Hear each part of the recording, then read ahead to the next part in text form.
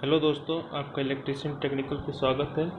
आज हम आप लोग को इलेक्ट्रीशियन से संबंधित यानी कि इलेक्ट्रीशियन सेकेंड ईयर को पास होने के लिए जो क्वेश्चन एग्ज़ाम में आ रहे हैं उन सभी क्वेश्चन पर डिस्कस करेंगे। इस पूरे सेक्शन में टोटल 7 से 8 वीडियो आएंगी। हर एक वीडियो में 50 क्वेश्चन रहेंगे। तो हम आज पहली वीडियो लेकर आए आपके सामने, ठीक है। तो आइए हम पहला क्वेश्चन डिस्कस करते हैं। सबसे पहले कह रहा है कि प्रकाश की तीव्रता को मापने के लिए किस अवरोधक का उपयोग किया जाता है।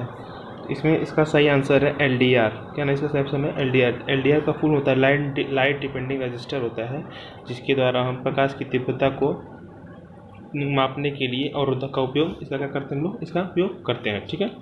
अगला क्वेश्चन पे चलते हैं। कह रहा है कि सिलिकॉन सेमी कंडक्टर किस कोड को इंगित करता है।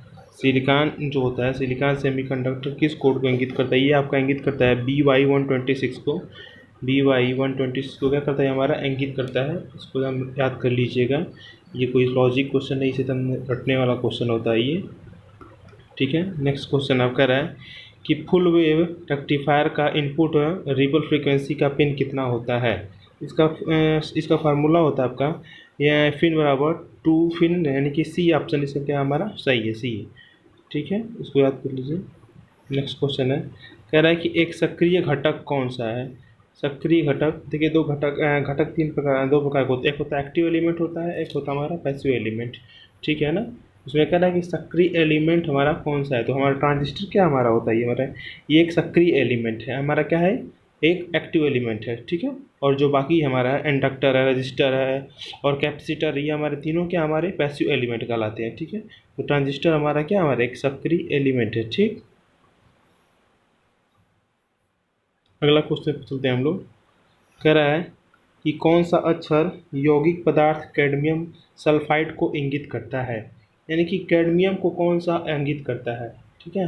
कैडमियम को कौन सा अक्षर इंगित करता है। तो इसका सही आंसर है R। R हमारा क्या करता है, कैडमियम मटेरियल को करता है, कैडमियम सल्फाइड को इंगित करता है। R से हम कैडमियम को डिनोट करते हैं। नेक्स्ट क्वेश्चन कह रहा है इस प्रतीक का क्या नाम है। इसे छठा क्वेश्चन हमारे यहाँ पे है, ठीक। ये इस प्रतीक का क्या नाम है। देखो बेसिकली इसमें हम क्या कहते हैं,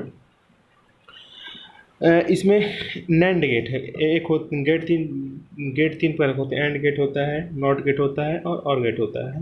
लेकिन नैंड और नॉट मिलकर बनाते हैं, सॉरी नॉट मिलकर बनाते हैं आपका नैंड गेट बनाते हैं, ठीक है। तो इसमें कह रहा है कि ये जो प्रतीक है किस चीज़ को इंगित करता है। तो इसमें 2 इनपुट नैंड गेट है हमारे हैं, यानी कि डी ऑप्शन क्या हमारा इसका सही ऑप्शन होगा, सही उत्तर होगा। डी ऑप्शन इसका क्या होगा हमारा सही होगा।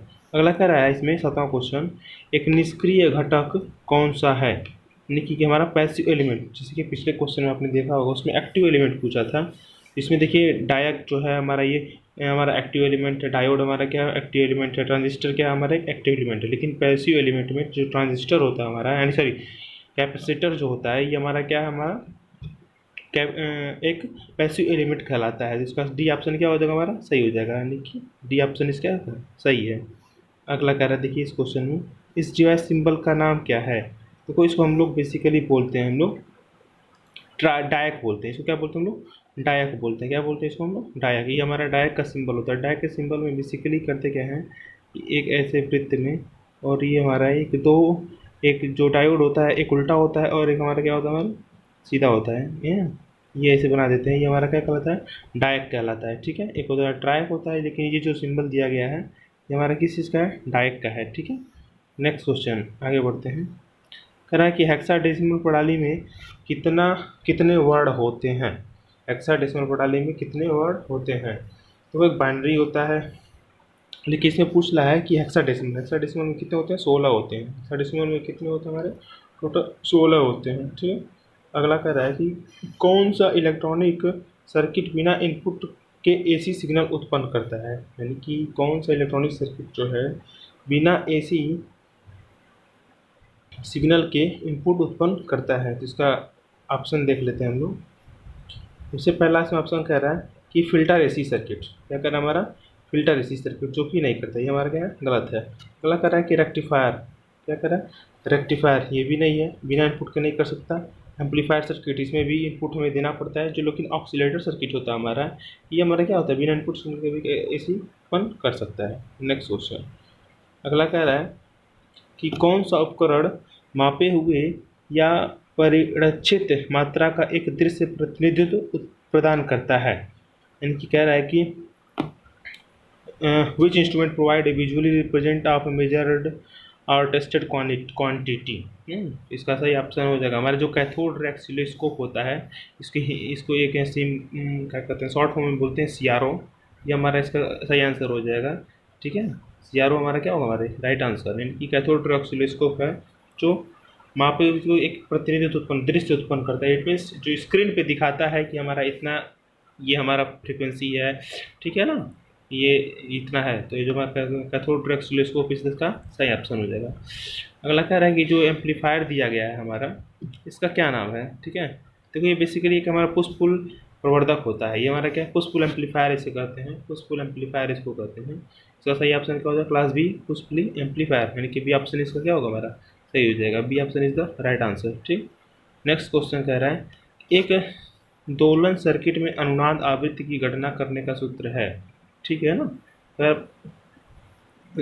यानी कि फ्रीक्वेंसी के कह रहा है कि what is the formula to calculate the resonance frequency of oscillator, यानी कि जो फार्मूला होता है इसका, ये पहला ऑप्शन गलत में है, सी ऑप्शन इसका क्या हमारा सही हो जाएगा, FR/1/2π√L C, ये हमारा इसका फार्मूला सही है कि दोनों आवृत्ति को ज्ञात करने के लिए इसका फार्मूले का इस्तेमाल करते हैं।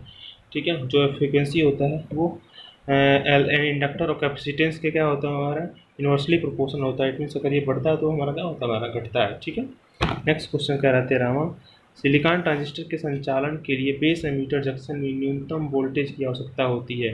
इट मीन्स सिलिकॉन ट्रांजिस्टर जो होता है हमारा, इसकी वोल्टेज कितनी होती है। ठीक है ना, ये हमारी कितनी होती है, 0.6 वोल्ट से 0.7 वोल्ट होती है। ठीक है ना, यानी किसी ऑप्शन क्या होगा, हमारा सही होगा। वहीं जर्मेनियम के लिए क्या होता है, 0.2 से 0.3 वोल्ट होता है। ठीक, कि जो सिलिकॉन ट्रांजिस्टर होता है उसको बेस एमीटर जंक्शन में न्यूनतम वोल्टेज चल संचालन के लिए कितनी होती है, 0.6 वोल्ट की होती है। वहीं जर्मेनियम के लिए कितनी होती है, 0.3 वोल्ट होती है। ठीक है, यानी कि सी ऑप्शन इसका सही आंसर है।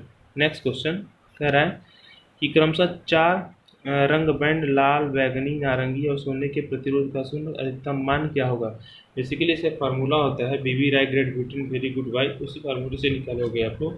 पहले सबसे कह रहा कि 4 रंग है, पहला लाल है, BB रॉय है, यानी कि BB रॉय आर, यानी कि 3 नंबर्स बेसिकली हमारा रंग प्रतिरोध का शुरू करने के लिए बात कर रहा है, यानी कि 25650, ये हमारा इसका क्या हो जाएगा, अधिकतम हमारा मान हो जाएगा। इट मीन्स इस सी ऑप्शन इसका क्या होगा, हमारा करेक्ट हो जाएगा। ठीक है, अगला कह रहा है कि सिलिकॉन सामग्री में रोधिका वोल्टेज का, यानी कि वोल्टेज बैरियर की बात कर रहा है हमारा, क्या कर रहा है, वोल्टेज बैरियर। सिलिकॉन सामग्री में रोधिका वोल्टेज का कारण क्या है, यानी कि जो रोधिका होगा वोल्टेज का कारण क्या है। सबसे बेसिकली बात होता है जो एटॉमिक कम नंबर होते हैं उसी के कारण ऐसा रोधिका वोल्टेज का, जिसके कारण सप्लाई आगे चेन नहीं बढ़ पाती है। इसका सही आंसर क्या हो जाएगा, ए ऑप्शन इसका सही हो जाएगा, यानी कि कम परमाणु संख्या के कारण क्या होता है हमारा, ये हमारे वोल्टेज का कारण होता है। ठीक है, अगला क्वेश्चन पहला है कि रिवर्स बायस्ड डायोड में चौड़ी बाधा का कारण क्या है, यानी कि रिवर्स बायस, देखो बेसिकली बायस 2 प्रकार के होते हैं, कि रिवर्स बायस होता है, फॉरवर्ड बायस। रिवर्स और बायस और फॉरवर्ड बायस समझने की इस तरीके समझते हैं। जैसे मान लीजिए हमारा कोई ट्रांजिस्टर है, सपोज करो ये हमारा कोई ट्रांजिस्टर है, ठीक है, मान लीजिए NPN ट्रांजिस्टर या NPN, और इसको बैटरी को अगर बैटरी के पॉजिटिव साइड से इसके बैटरी के नेगेटिव साइड से कनेक्ट किया गया है, ये अगर ये करंट हमारा इधर से चल रही है, इट मीन्स इफ करंट हमारी इधर से चल रही है, ठीक है, ये हमारा फॉरवर्ड बायस है। ठीक है, अगर हमारा करंट फ्लो ऐसे करने लगा, यानी कि जो प्रयोगित हमारा क्या होगा, रिवर्स बायस कहलाता है। ठीक है ना, ये क्या है कि रिवर्स बायस डायोड में चौड़ी बाधा का कारण क्या है। तो पहला ऑप्शन कह रहा है कि दो सामग्रियों में अल्पसंख्यक आविष्वाक होना, ऐसा हो ही नहीं सकता। अगर दोनों में माइनॉरिटी होगा कैरियर होंगे तो पॉसिबल ही नहीं है, एक में मेजॉरिटी होना चाहिए, एक में क्या होना है, माइनॉरिटी होना चाहिए। इसका सही आंसर क्या होगा। ठीक है, अगला कह रहा है कि N मटेरियल इलेक्ट्रॉन तेजी से पॉजिटिव टर्मिनल में चला जाता है, C, ये भी गलत है। P सामग्री में होल नकारात्मक टर्मिनल के लिए आकर्षित होता है, ये भी गलत है। अगला कह रहा है कि इलेक्ट्रॉन और होल आपूर्ति टर्मिनल की ओर आकर्षित होते हैं, इज द राइट आंसर। यानी कि डी ऑप्शन क्या होगा हमारा, सही है। इलेक्ट्रॉन जो होल होते हैं वो आपूर्ति टर्मिनल मीन सप्लाई टर्मिनल की ओर क्या होते हैं, आकर्षित होते हैं, इज द राइट आंसर। ठीक है, इट मीन्स डी क्या हमारा इसका सही है। अगला क्वेश्चन देखते हैं क्या रहा है कि what is the output voltage in the full wave rectifier. Full wave rectifier का आउटपुट वोल्टेज क्या होगा, आउटपुट वोल्टेज क्या है हमारा। तो इधर देखिए इसका आउटपुट वोल्टेज क्या है, यहाँ पे फिगर डायोड D1 और D2 दो सप्लाई दी गई है। ठीक है, नो आउटपुट, यानी कि यहाँ से इस फिगर में आउटपुट ही दिखाया ही नहीं गया, बिकॉज यहाँ पे देखो यहाँ पे क्लोज सर्किट कर दिया गया है। यहाँ सर्किट हमारा क्या है, क्लोज है, यानी कि यहाँ से हमारा आउटपुट हो ही नहीं गया। इनपुट तो दिया गया है बस आउटपुट नहीं कोई लिया गया, इट मीन्स हमारा क्लोज सर्किट। ठीक है, नेक्स्ट कह रहा है कौन सा फिल्टर सर्किट रेक्टिफायर सर्किट में वोल्टेज स्पाइक्स को हटाने में सक्षम है। वोल्टेज जो स्पाइक्स होते हैं, रिपल फैक्टर बेसिकली जिसको रिमूविंग कहते हैं, इसका उपयोग किया जाता है। इसमें हम एलसी फिल्टर का उपयोग करते हैं। एल मतलब इंडक्टर होता है, सी मतलब क्या होता है, कैपेसिटेंस होता है। ठीक है, इस एलसी फिल्टर का उपयोग करते हैं जिसके माध्यम से हम लोग रिपल को क्या इस वोल्टेज स्पाइक्स को क्या करते हैं, हटा सकते हैं इसका। यानी कि ए ऑप्शन क्या होगा हमारा इसका सही हो जाएगा। ठीक है, नेक्स्ट क्वेश्चन कह रहा है कि ड्राइव में आउटपुट चरण में उपयोग किए जाने वाले पावर इलेक्ट्रॉनिक घटक का उन्नत संस्करण कौन सा है। ड्राइव आउटपुट चरण में उपयोग किए जाने वाले पावर इलेक्ट्रॉनिक घटक का उन्नत संस्करण कौन सा है। यानी कि इसका सही ऑप्शन कौन सा होगा। पहला कह रहा है FET है, गलत है, ये भी नहीं है, UJT नहीं है, और आपका SCR भी नहीं, यानी कि IGBT है, इंटीग्रेटेड वाला डी वाला क्या होगा हमारा इसका सही आंसर हो जाएगा। अगला कह रहा है कि दशमलव संख्या को बाइनरी नंबर में कैसे बदला जाता है। वेरी सिंपल क्वेश्चन है, डिवाइड बाई डेसिमल होता है, दशमलव को 2 से विभाजित किया जाता है, यानी कि सी ऑप्शन क्या होगा हमारा इसका सही हो जाएगा। दशमलव संख्या को बाइनरी में बदलने के लिए दशमलव को 2 से विभाजित करते हैं। ठीक है ना, नेक्स्ट क्वेश्चन कह रहा है कि डिजिटल सर्किट में बाइनरी कोडेड दशमलव प्रणाली का उपयोग करने का क्या उद्देश्य है। यानी कि इसका डिजिटल सर्किट में बाइनरी कोडेड दशमलव प्रणाली का उपयोग करने का क्या उद्देश्य है। पहला क्वेश्चन कह रहा है कि डेटा इनपुट संग्रहित करना, इसी ही हमारा बेसिक उद्देश्य हमारा है, यानी कि ये हमारा क्या है, इज द राइट आंसर। ठीक, नेक्स्ट क्वेश्चन ये हमारा देखिए सर्किट हमारा कह रहा है कि सत्य तालिका को संदर्भित किया गया है, इसमें से कौन सा सही है। देखिए A बराबर 0 0 नहीं, और गेट भी नहीं है, नॉट गेट भी नहीं है। ठीक है, एक और हमारा गेट होगा हमारा एंड गेट, ये माने कि एंड गेट होता है हमारा, एंड गेट है हमारा इसका राइट आंसर। ठीक, अगला कह रहा है कि CRO के द्वारा किसको मापा जा सकता है। CRO के द्वारा हम फ्रीक्वेंसी को बेसिकली माप सकते हैं। CRO के द्वारा हम फ्रीक्वेंसी को क्या कर सकते हैं, माप सकते हैं, देख सकते हैं। उसके स्क्रीन पे इस तरीके से दिखाएगा कि फ्रीक्वेंसी हमारी कितनी है, 50 हर्ट्ज है, 47 हर्ट्ज है, 48 हर्ट्ज है, 150 हर्ट्ज है, जितना भी हर्ट्ज होगा उसकी स्क्रीन पे दिखाएगा इतनी फ्रीक्वेंसी हमारी, यानी कि CRO के द्वारा फ्रीक्वेंसी को मापा जा सकता है। हाँ, नेक्स्ट क्वेश्चन कह रहा है कि SCR का मुख्य अनुप्रयोग कौन सा है, यानी कि SCR को किस काम के लिए लाया जाता है। बेसिकली SCR के द्वारा होता है, जो हमारा जो मोटर होता है उसके गति नियंत्रण का उपयोग किया जाता है। मोटर में गति नियंत्रण, मोटर कितनी स्पीड से चलाया जा रहा है कम बेसी, उसकी स्पीड को गति को कंट्रोल करने के लिए SCR का उपयोग करते हैं। इट मीन्स सही आंसर क्या हो जाएगा, स्पीड कंट्रोल ऑफ मोटर के स्पीड को कंट्रोल करने के लिए इसका इस्तेमाल करता है। ठीक है, नेक्स्ट क्वेश्चन कह रहा है कि 26 number, what is the function of R1 variable resistance. यानी कि जो R1 वेरिएबल रेजिस्टेंस लगा हुआ है हमारे ये वाला जो रेजिस्टेंस लगा हुआ है, इसका बेसिकली फंक्शन क्या है, ये हमारा काम क्या करता है। बेसिकली कह रहा है कि R2 में धारा को नियंत्रित करता है, नहीं, R2 में धारा को नियंत्रित नहीं करता है, गलत है। ओवरलोड से ट्रैक नहीं, ओवरलोड से रक्षा करने के लिए हम इसमें ओवरलोड रिले का उपयोग करते हैं। अगला कह रहा है कि ओवरलोड से RPI फिल्टर का उपयोग करते हैं, नहीं। ट्राई को ट्रिगर करने के लिए पल्स को नियंत्रित करता है, गुड, यानी कि सही ऑप्शन क्या होगा इसका हमारा डी, इसका ऑप्शन सही है। ट्राई को ट्रिगर करने के लिए पल्स दर को नियंत्रित करता है, यानी कि डी ऑप्शन क्या हमारा सही है। 27वां कह रहा है कि ट्रांजिस्टर बेस में C1 के माध्यम से L1 को जोड़ने का क्या उद्देश्य है। जोड़ने का हमारा क्या उद्देश्य है। 27 क्वेश्चन को देखते हैं, ये इस क्वेश्चन की बात कर रहा है। हाँ, इसके जोड़ने का उद्देश्य क्या। पहला कह रहा है कि पावर DC सप्लाई, यानी कि DC सप्लाई की आउटपुट करता है, नहीं, गलत बात है। पहला बी ऑप्शन सही इसका, पॉजिटिव फीडबैक पॉजिटिव फीडबैक को प्राप्त करने के लिए इसका इस्तेमाल किया जाता है। नेक्स्ट क्वेश्चन कह रहा है कि कंडक्टर, सेमीकंडक्टर और इंसुलेटर के रूप में एक सामग्री तय करने के लिए मापदंड क्या है, यानी कि उसका मापदंड क्या है हमारा, ठीक है ना। तो 28 नंबर कह रहा है कि बैलेंस, ये पहला ऑप्शन कह रहा है कि परमाणु की परमाणु संरचना, परमाणु की परमाणु संबंध संरचना, नहीं ये गलत है। दूसरा कह रहा है परमाणु में बैलेंस इलेक्ट्रॉनों का अस्तित्व, सही बात है। यानी कि देखिए बैलेंस इलेक्ट्रॉन बेसिकली इसको कहते हैं कि अंतिम कक्षा में जितने भी इलेक्ट्रॉन बच जाते हैं उसके क्या कहते हैं, बैलेंस इलेक्ट्रॉन कहते हैं। लाइक दैट जर्मेनियम सिलिकॉन का 14 होता है और जर्मेनियम का 32 होता है, तो उसके दोनों के बाहरी कक्षा में कितने इलेक्ट्रॉन होते हैं, सुनिए 4 इलेक्ट्रॉन होते हैं, यानी कि 4 इलेक्ट्रॉन क्या उसके बैलेंस इलेक्ट्रॉन कहलाते हैं, ठीक है ना। इसको 2 8 4 के हिसाब से होंगे, 2 8 18 4 इस नियम से भरा जाएगा, यानी कि बी ऑप्शन इसका क्या हो जाएगा हमारा, सही हो जाएगा, ठीक है ना। परमाणु में बैलेंस इलेक्ट्रॉन का अस्तित्व। 29 नंबर कह रहा है कि पी टाइप सेमीकंडक्टर बनाने के लिए किस टाइप के सामग्री का उपयोग किया जाता है, तो बोरान का उपयोग किया जाता है। पी टाइप सेमीकंडक्टर बनाने के लिए हम लोग किसका इस्तेमाल करते हैं, बोरान का इस्तेमाल करते हैं। 29 नंबर इसका सही ऑप्शन होगा, ठीक है। अगला कह रहा है कि प्रवर्धन के लिए एनपीएन ट्रांजिस्टर के लिए किस प्रकार की अभिनत की आवश्यकता होती है, इट मीन्स एम्पलीफिकेशन के लिए किस प्रकार के ट्रांजिस्टर की आवश्यकता होती है। पहला कहना है कि base ground emitter and collector, नहीं।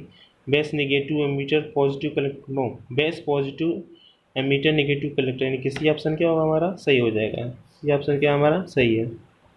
अगला कह रहा है कि ट्रांजिस्टर में, ट्रांजिस्टर सर्किट में फंक्शन का प्रकार कौन सा है, यानी कि ट्रांजिस्टर स्विचिंग कर रहा है, ऑक्सीलेशन कर रहा है, मॉड्यूलेशन कर रहा है, या क्या कर रहा है। तो ये बेसिकली हमारा क्या कर रहा है, स्विचिंग कर रहा है। ये ट्रांजिस्टर में क्या हो रहा है हमारा, स्पीकर के माध्यम से क्या हो रहा है, स्विचिंग की जा रही है। इस ट्रांजिस्टर में क्या की जा रही है, स्विचिंग की जा रही है, ठीक है।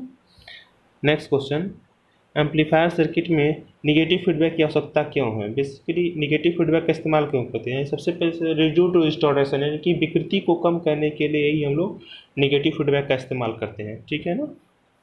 नेक्स्ट क्वेश्चन 33 नंबर कह रहा है कि पावर कंट्रोल सर्किट में डायक का उद्देश्य क्या है, यानी कि पावर सर्किट जो होता है उसमें डायक का क्या उद्देश्य है। 33 नंबर सबसे पहला कह रहा है कि एज रेक्टिफायर के रूप में इस्तेमाल करते हैं, नहीं। ट्रिगर करने के लिए डायक का इस्तेमाल किसमें किया जाता है, ट्रिगर करने के लिए किया जाता है, यानी कि बी ऑप्शन क्या होगा हमारा, सही है। B option is the right answer 33 का बी। नेक्स्ट क्वेश्चन अगला क्या है कि इलेक्ट्रॉनिक पंखा नियामक नियंत्रण सर्किट में किस प्रकार के नियंत्रण उपकरण का उपयोग किया जाता है, यानी कि जो हमारा इलेक्ट्रॉनिक पंखा होता है उसको कंट्रोल करने के लिए किसका इस्तेमाल करते हैं, ट्रैक का इस्तेमाल करते हैं, सीधी सी बात है। वे किसका इस्तेमाल करते हैं, ट्रैक का इस्तेमाल करते हैं, डी। 35 नंबर एससीआर का कौन सा चतुर्थांश प्रचालन रिवर्स बायसिंग में भारी करंट देता है, 35, यानी कि एससीआर का कौन सा प्रचालन, यानी कि बी ऑप्शन सही है हमारा, यानी कि थर्ड क्वाड्रेंट में क्या होता है, एससीआर बेसिकली सबसे बेस्ट तरीके से काम करता है। नेक्स्ट क्वेश्चन कह रहा है कि सत्य तालिका किस लॉजिक गेट को संदर्भित करती है, ये जो तालिका हमारी दी गई है ये किसको निर्देशित करती है। 36 का क्या हमारा नॉर गेट होता है, नॉर गेट, ठीक है ना। C option is the right answer. अगला कह रहा है सीआरओ में टाइम बेस्ड कंट्रोल स्विच या नाव का उपयोग किस लिए किया जाता है, इसका उपयोग किस लिए किया जाता है, यानी कि पहला कह रहा है सिलेक्ट स्वीप स्पीड, ये हमारा क्या होगा हमारा सही हो जाएगा, यानी कि स्वीप स्पीड का चयन करने के लिए सीआरओ में इस्तेमाल किया जाता है। अगला कह रहा है कि ट्रायक मोटर नियंत्रण सर्किट में एक स्नबर सर्किट का उपयोग किस लिए किया जाता है, स्नबर सर्किट का उपयोग किस लिए किया जाता है। पहला कह रहा है कि गलती से गलत ट्रिगर से बचने के लिए, नहीं, गलत ट्रैक का जीवन बढ़ाने के लिए, हाँ ये हमारा ऑप्शन क्या है, सही है। ट्रैक का जीवन बढ़ाने के लिए ही इसका इस्तेमाल किया जाता है, यानी कि बी इसका क्या हो जाएगा हमारा सही हो जाएगा। अगला कह रहा है कि हाफ वेव रेक्टिफायर में आउटपुट डीसी वोल्टेज क्या है, यदि इनपुट वोल्टेज 24 वोल्ट है, इनकी इनपुट वोल्टेज हमारा कितना है 24 वोल्टेज है, कैसे आसान क्या हो जाएगा, डी इसका सही है 10.8 वोल्ट। अगला कह रहा है कि जर्मेनियम की तुलना में सिलिकॉन द्वारा अधिकांश अर्धचालक उपकरण क्यों बनाए जाते हैं। देखिए बेसिकली जो होता है जर्मेनियम सिलिकॉन जो होता है हाई वोल्टेज बैरियर उत्पन्न करता है, ठीक है ना, इसीलिए इसका इस्तेमाल किया जाता है। जर्मेनियम की तुलना सिलिकॉन द्वारा अधिकांश चालक उपकरण, सिलिकॉन क्या होता है हाई बैरियर पोटेंशियल का है, इसीलिए इसका इस्तेमाल किया जाता है। 40 का क्या हमारा ए सही है। ठीक है ना। चलिए 41 क्वेश्चन देखते हैं। यदि ट्रांसफार्मर का सेंटर टैप्ड पूर्ण तरंग रेक्टिफायर सर्किट में खुला हुआ है तो आउटपुट वोल्टेज क्या होगा। सीधी सी बात है, जब सर्किट क्लोज रहेगी तो हमारा कोई आउटपुट आएगा। जब सर्किट ओपन है यानी कि क्या होगा, जीरो वोल्टेज होगा, आउटपुट में कोई वोल्टेज नहीं होगा, यानी जीरो वोल्टेज। ओके, यह ऑप्शन सही है। अगर आपको वीडियो पसंद आती है तो आप इसे ज़रूर लाइक करें, शेयर करें और अपने दोस्तों के साथ शेयर करें, जिससे और लोग का भला हो सके। ठीक है, और आईटीआई एग्जाम आप इस वीडियो को पूरा देख लेंगे तो 100% पास हो जाएंगे। आपको पास होने से कोई नहीं रोक सकता। 42 नंबर क्वेश्चन देखते हैं। कह रहा है कि कौन सा दोलक उच्च सटीक स्थिर आवृत्ति प्रदान करता है। 42 का तक सबसे हाई फ्रीक्वेंसी कौन प्रदान करता है। हॉटलेक सिलेक्टर क्या होता है हमारे सबसे हाई फ्रीक्वेंसी को प्रदान करता है। ठीक है, अगला कह रहा है कि ट्रांजिस्टर में आधा सामग्री का विशेष गुण क्या है। यानी कि ट्रांजिस्टर में आधा सामग्री का विशेष गुण क्या है। हल्के से हल्का डोप किया और बहुत पतला होता है। यानी कि 43 नंबर क्या हमारा है, ए सही है, 43 का ए। अगला 44 कह रहा है कि एम्पलीफायर का एक प्रकार है। एम्पलीफायर का एक प्रकार, ये हमारा जो है फिगर दिया गया है, इस फिगर को ध्यान से देखिए। कह रहा है कि इसमें ये कौन से एम्पलीफायर का एक प्रकार है। ठीक है ना, ये हमारा कौन सा है, कॉमन एमीटर एम्पलीफायर है। ये हमारा कौन सा है, कॉमन एमीटर एम्पलीफायर है ये। अगला कह रहा है कि कौन सा प्रतिरोध एक सामान्य एमीटर एम्पलीफायर में वोल्टेज लाभ को निर्धारित करता है।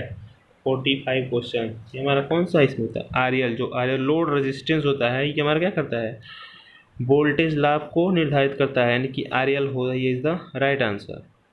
46 कह रहा है कौन सा मल्टी वाइब्रेटर आउटपुट से दोहरावदार पल्स वेव पैदा करता है।